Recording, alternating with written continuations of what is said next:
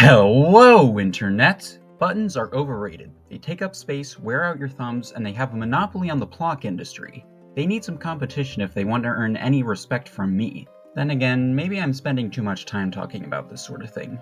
Maybe I should go outside and move around a bit.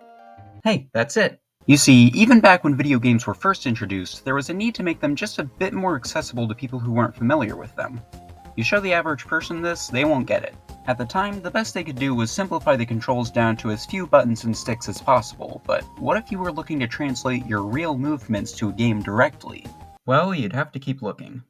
Let me introduce you to the Rollin' Rocker. It was created by one of the most infamous game publishers of the time, LJN, and was basically an NES D-pad that you stood on top of to utilize.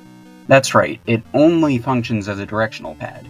If you're playing a game that requires A, B, start, and/or select, you have to use a standard controller anyway, so if you want to play the NES with your feet, use something like the Power Pad.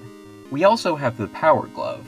By connecting it to your NES, you can move around with your hand and the game will read your movements. At least, that's the idea. You see, you have to enter a code into the glove for every game you want to play, and each one controls differently, sometimes in ways that don't quite feel natural. The same can be said for the U-Force, although they are both kinda cool. And if you thought they'd ease off on the plastic in the 90s, you'd be sorely mistaken. You could get a baseball bat or a whole exercise bike for the SNES, and that's not even to mention all the weird things made for the PS1.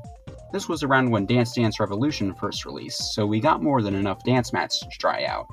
The Dance Dance Revolution series is a whole other can of worms on its own. There were so many different versions, both official and unofficial released, each one with a dance mat that makes playing them a really good challenge.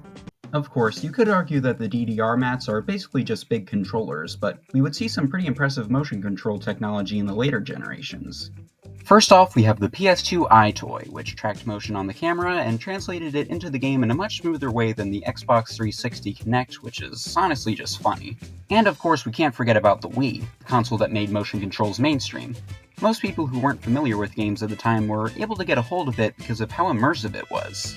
Wow, it's like I'm really playing Fling Smash.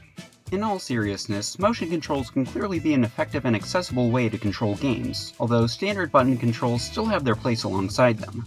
It's a good idea to move around every once in a while, which is why I do it a lot. Yeah, I can actually move, my camera just doesn't record many frames.